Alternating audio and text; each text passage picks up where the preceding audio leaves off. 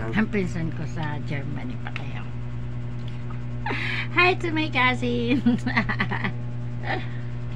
Ano sabihin? Sino yung ano yung alam ko na ano nun reaction nun. Sino yung ano yung lalaki dun sa anong video mo. Tapos kikwento niya sa tita ko. Patay. Hello. Yun po. tapos na siyang kumain ng sibuyas at saka century tuna. Yan po yung pagkain ng mayaman ng ay Mayaman. pagkain po pala ng mahirap, century tuna.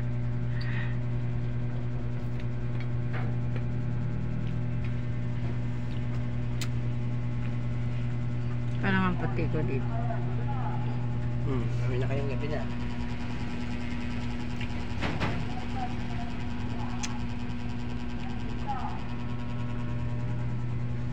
Alagay natin lang. Kaso nga lang 5 minutes lang ang ano. 5 minutes lang.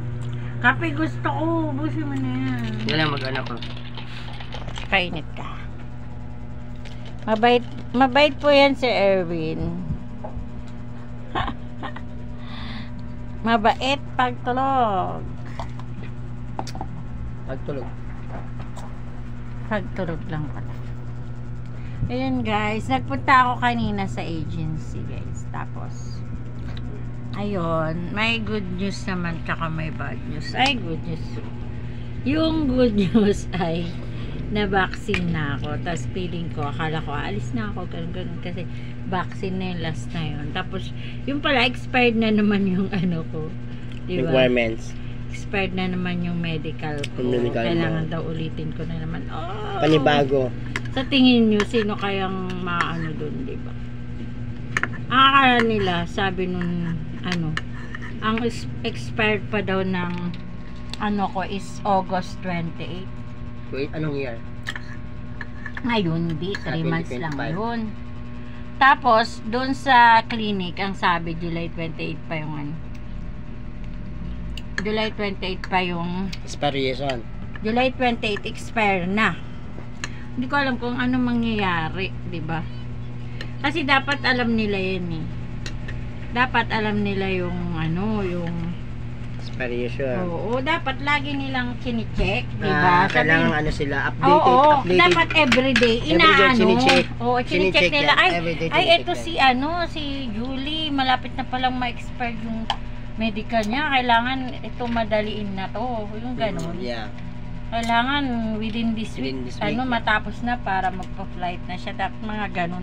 Kaso ngayon, hindi naman nila alam. Hindi ko alam. Sana nga, hindi pa talaga expired. Ang ano, nakakatamad na ulitin na naman. Pang 3 times na ako magme-medical. Diba? Pang 3 Panggastos. times. Panggastos talaga ang agency. Masahe pa lang.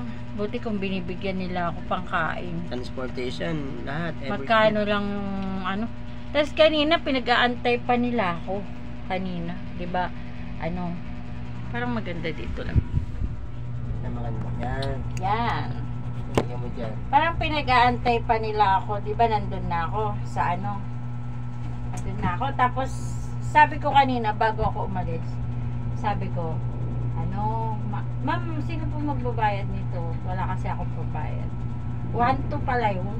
Lang, vaccine? Oo. Mahal naman, sabi mo 700 lang. Hindi, sinabi ko tinanong ko kanina dun sa kasabayan ko. 1-2 daw yun. Hindi naman kasi ako nagbayad. Sabing ganun. Sabi kong ganun sa ano, ma'am, wala akong pambayad. Tapos sabi niya, sige, kami nang bahala. Naka-charge naman yan sa ano. Sa agency. So, para pagdating doon, kailangan tatawag dapat sila or dapat may payment na sila sa GCash talaga. Yung talagang payment na nag-send sila, ano lang yung parang Ano oras na? ano lang yun, yung parang hindi naman nila talaga yung hindi pa naman talaga payment yun. Kaya nag-antay pa ako. Diba? Sabi ko dun sa babae yung sa front, yung nag-a-admission sa'yo yung mga sabi, ma'am, uuwi na ako na ginagalaw yung ano. Wala. Sabi ko, ma'am, uuwi na ako kasi baka hindi, nag-aantay lang naman ako sa wala.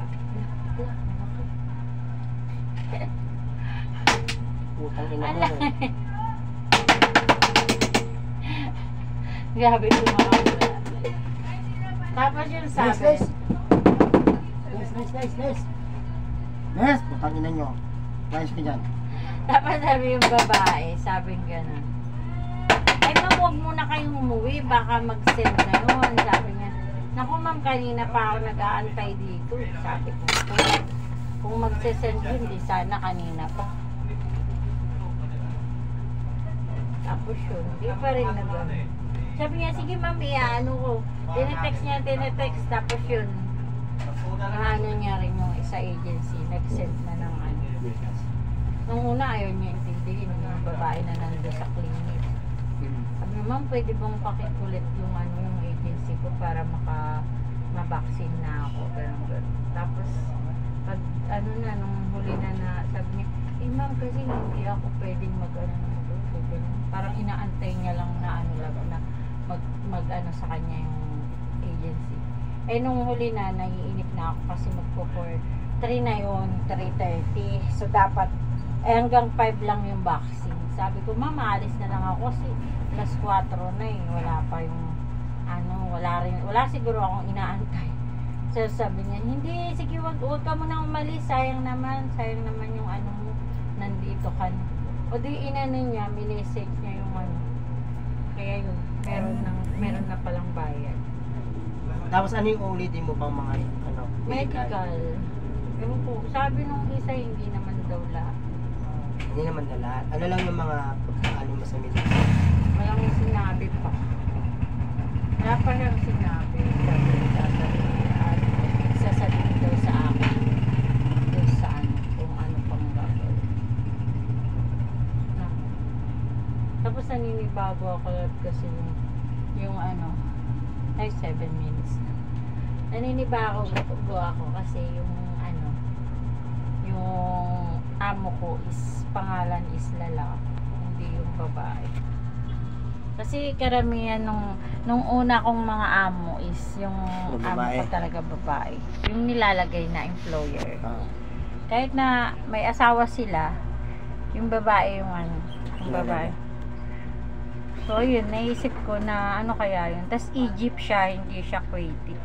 Egyptian? Pero mabait naman yata mga Egyptian. Kasi di ba ano yun, yung Egypt yung... Nag-ingat ka pa rin kasi lalaki. Hindi siya, kasi yun, binasa ko ulit yung contract. Nag-sign ako ng contract. So, nakalagay doon 3 members. So, ibig sabihin, baka may anak. 3 members ng family? Oo. Tatlo sila? Baka may isa lang anak. Isa pa lang anak. Tapos, ano, siguro yung babae walang work. Walang trabaho. Ewan ko lang. Kasi kung may work ang babae, parang baka bagong panganak kasi. Baka yun ang isusulat na employer eh. Kapag may work kasi ang babae is kaya niyang ano. Kasi depende sa yung mga kumukuha lab ng ano. 'Di ba yung kumukuha ng mga katulong. Tinitingnan din nila kung sino? Tinitingnan din nila kung kaya malaki yung sahod, kaya nilang magpasahod. Makain lang ano, i-provide yung ano, needs ng ano. Kasi pag maliit yung sahod or walang trabaho, hindi ka pwedeng maging employer. Kasi yung una kong ano lab, yung amo ko sa Kuwait, principal yun eh. Kaya ano, talagang ano, afford niya na ano. Pero sabi nung anak niya, hindi kami mayaman, Julie, nasa middle lang kami. Pero tigil sila ng kotse na magkakapatid. Sa middle lang. Middle lang yun middle lang yun sila. Pero ang ano is, nag-aaral pa yun yung ano, nag-aaral pa yun yung bunso ng amo ko. 3 kasi silang babae. Tapos, ano, wala pa siyang trabaho nun, pero may kotse na siya. Maganda. Pero alam mo lang, binibigyan sila ng ano, ng government. Maganda yung ganung government nila nga sa malaki bansa. ata yung ano nila monthly nila. Ang binabayad ng ano, tax. Mga tax. Pasyon mo nila. Sana sa rin. Ilalagay ko yan dito para hindi ano, sa pangan lang. Ipis. Hindi So yun na, 10 minutes na. It's time to say goodbye. Say goodbye. Bye to my vlog. Yun, kwentong-kwentong lang kwenta. Ay! May gagawa kami ng challenge, makeup challenge. May make-upan ko siya. Para magmukha siyang girl. Ay. Girl, lalo mo. Ay, wala akong eyeliner eh. Until next. Parang tumaba na yung dito ko. No? Medyo nagkalaman na. Dati kasi parang payat lang dito. Okay, bye. Bye for now. See you to my next vlog.